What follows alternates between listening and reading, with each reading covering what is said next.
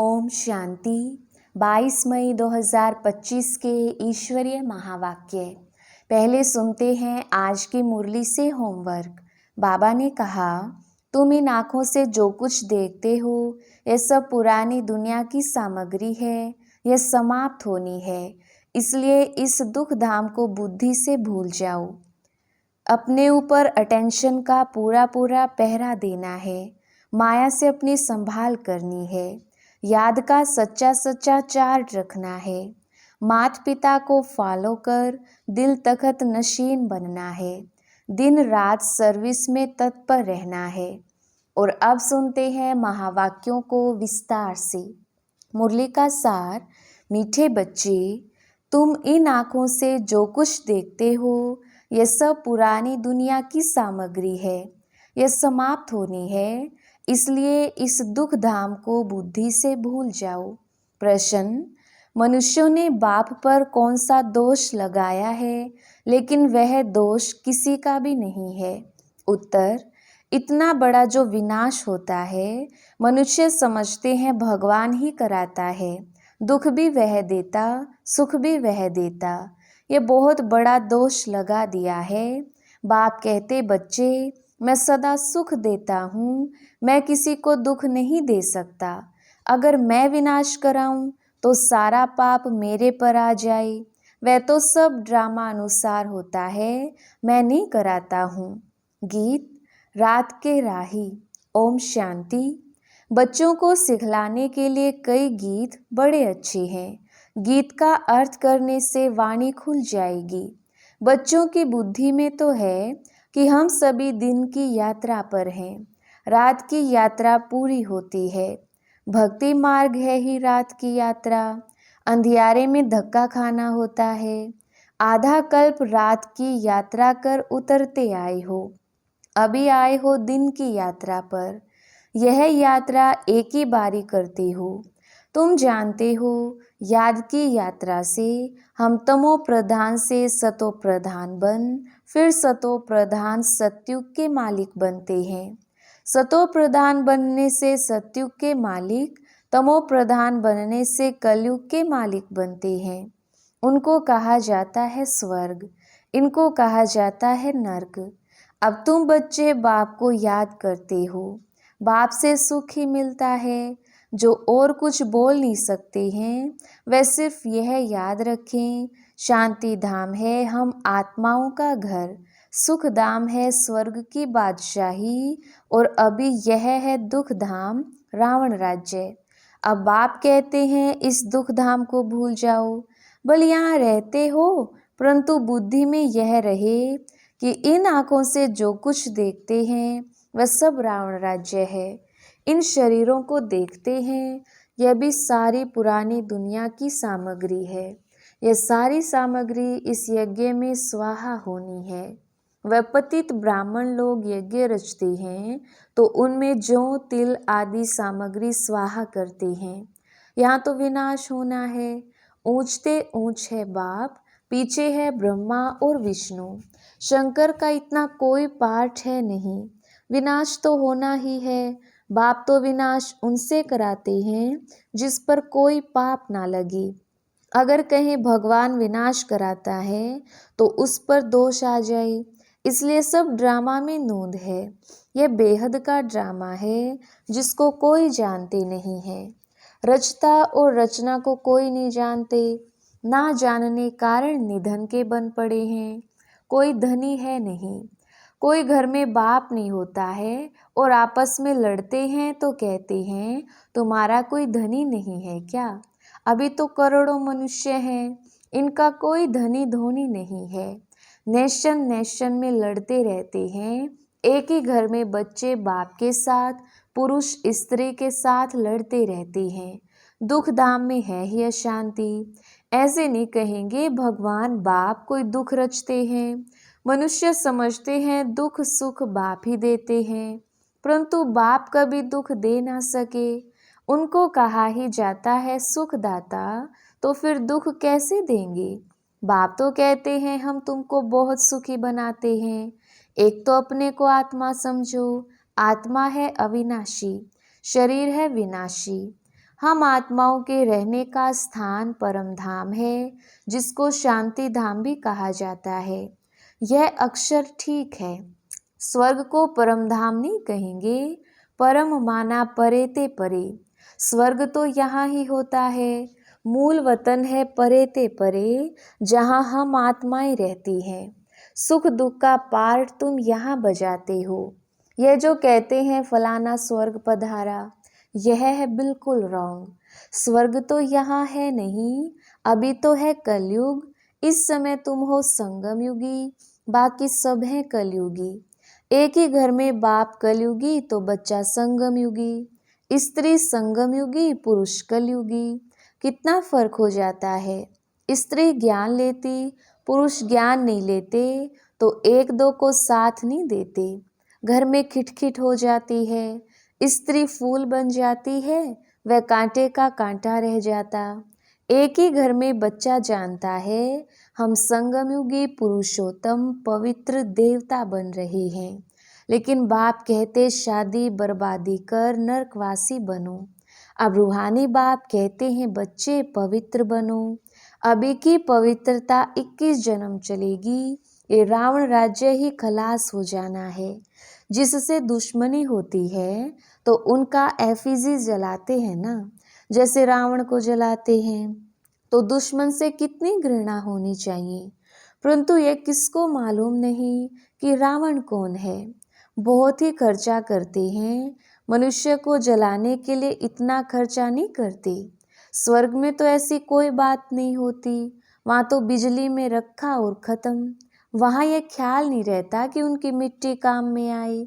वहाँ की तो रस्म रिवाज ऐसी है जो कोई तकलीफ अथवा थकावट की बात नहीं रहती, इतना सुख रहता है।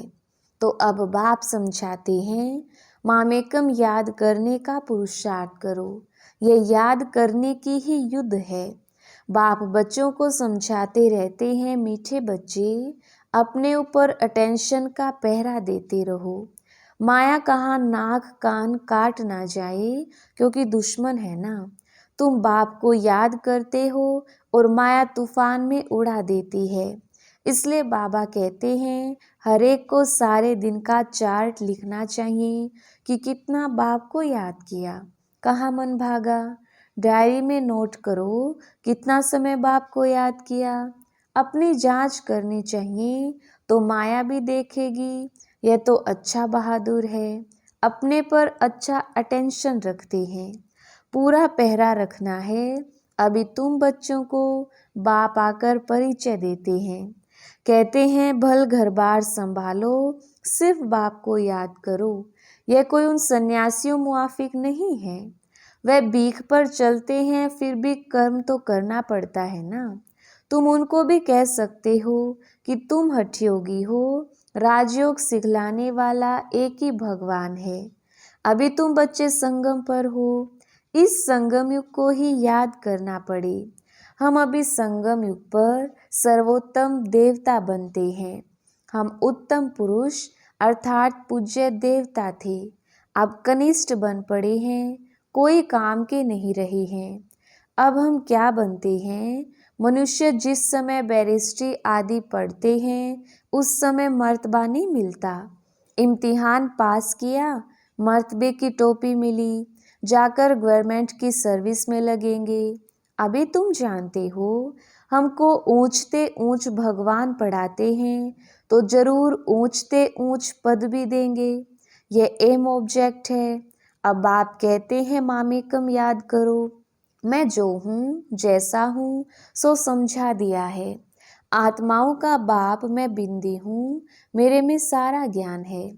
तुमको भी पहले यह ज्ञान थोड़ी था कि आत्मा बिंदी है, उनमें सारा 84 जन्मों का पाठ अविनाशी नूंदा हुआ है। क्राइस्ट पाठ बजाकर गए हैं, फिर जरूर आएंगे तो सही ना। क्राइस्ट के अभी सब जान जाएंगे। क्राइस्ट की आत्मा भी अभी तमो प्रधान होगी। जो भी ऊंचते ऊंच धर्म स्थापक हैं वह अब तमो प्रधान है। यह भी कहते हैं मैं बहुत जन्मों के अंत में तमो प्रधान बना, अब फिर सतो प्रधान बनते हैं। तत्वम तुम जानते हो हम अभी ब्राह्मण बने हैं देवता बनने के लिए। विराट रूप के चित्र का अर्थ कोई नहीं जानते। अभी तुम बच्चे जानते हो आत्मा स्वीट होम में रहती है तो पवित्र है, यहाँ आने से पतित बनी है। तब बाप कहते हैं हे पतित पावन, आकर हमको पवित्र बनाओ तो हम अपने घर मुक्ति धाम में जाएं।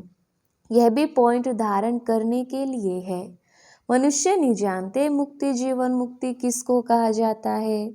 मुक्ति धाम को शांति धाम कहा जाता है, जीवन मुक्ति धाम को सुख धाम कहा जाता है।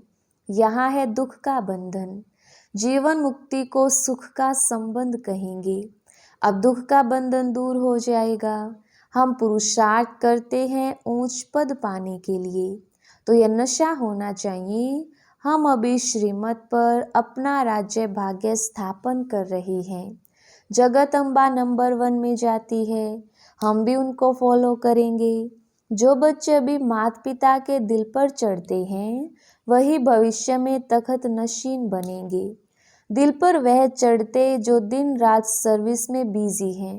सबको पैगाम देना है कि बाप को याद करो। पैसा कौड़ी कुछ भी लेने का नहीं है। वह समझते हैं ये राखी बांधने आती है, कुछ देना पड़ेगा। बोलो हमको और कुछ चाहिए नहीं, सिर्फ 5 विकारों का दान दो। ये दान लेने लिए हम आए हैं, इसलिए पवित्रता की राखी बांधते हैं। बाप को याद करो, पवित्र बनो तो यह देवता बनेंगे। बाकी हम पैसा कुछ भी नहीं ले सकते हैं, हम वह ब्राह्मण नहीं हैं। सिर्फ 5 विकारों का दान दो तो ग्रहण छूटे। अभी कोई कला नहीं रही है, सब पर ग्रहण लगा हुआ है। तुम ब्राह्मण हो ना, जहाँ भी जाओ बोलो दे दान तो छूटे ग्रहण। पवित्र बनो, विकार में कभी नहीं जाना। बाप को याद करेंगे तो विकर्म विनाश होंगे और तुम फूल बन जाएंगे।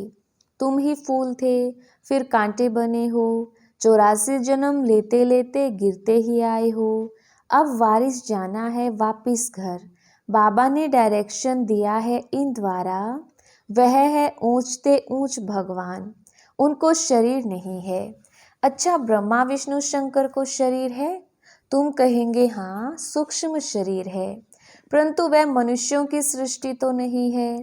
खेल सारा यहाँ है। सूक्ष्म वतन में नाटक कैसे चलेगा? वैसे मूल वतन में भी सूर्य चांद ही नहीं तो नाटक भी काहे का होगा। ये बहुत बड़ा मांडवा है। पुनर्जन्म भी यहाँ होता है, सूक्ष्म वतन में नहीं होता। अभी तुम्हारी बुद्धि में सारा बेहद का खेल है। अभी पता पड़ा है हम जो देवी देवता थे सो फिर कैसे वाम मार्ग में आते हैं। वाम मार्ग विकारी मार्ग को कहा जाता है। आधा कल्प हम पवित्र थे, हमारा ही हार और जीत का खेल है। भारत अविनाशी खंड है, यह कभी विनाश होता नहीं है। आदि सनातन देवी देवता धर्म था तो और कोई धर्म नहीं था। तुम्हारी इन बातों को मानेंगे वह जिन्होंने कल्प पहले माना होगा। 5000 वर्ष से पुरानी चीज कोई होती नहीं। सतयुग में फिर तुम पहले जाकर अपने महल बनाएंगे। ऐसे नहीं कि सोनी द्वारिका कोई समुद्र के नीचे है वह निकल आएगी। दिखलाते हैं सागर से देवताएं रत्नों की थालियां भरकर देते थे। वास्तव में ज्ञान सागर बाप है जो तुम बच्चों को ज्ञान रत्न की थालियां भरकर दे रहे हैं।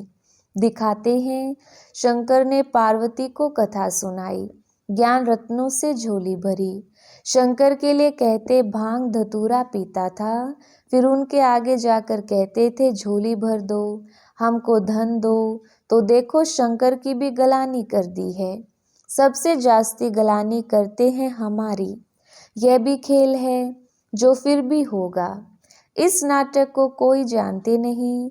मैं आकर आदि से अंत तक सारा राज समझाता हूँ। यह भी जानते हो ऊंचे ते ऊंच बाप है, विष्णु सो ब्रह्मा, ब्रह्मा सो विष्णु कैसे बनते हैं यह कोई समझ ना सके। अभी तुम बच्चे पुरुषार्थ करते हो कि हम विष्णु कुल का बने। विष्णुपुरी का मालिक बनने के लिए तुम ब्राह्मण बने हो, तुम्हारे दिल में है हम ब्राह्मण अपने लिए सूर्यवंशी चंद्रवंशी राजधानी स्थापन कर रहे हैं श्रीमत पर। इसमें लड़ाई आदि की कोई बात नहीं। देवताओं और असुरों की लड़ाई कभी होती नहीं। देवताएं हैं सतयुग में, वहाँ लड़ाई कैसे होगी? अभी तुम ब्राह्मण योग बल से विश्व के मालिक बनते हो, बाहुबल वाले विनाश को प्राप्त हो जाएंगे। तुम साइलेंस बल से साइंस पर विजय पाते हो। अब तुमको आत्म अभिमानी बनना है। हम आत्मा हैं, हमको जाना है अपने घर।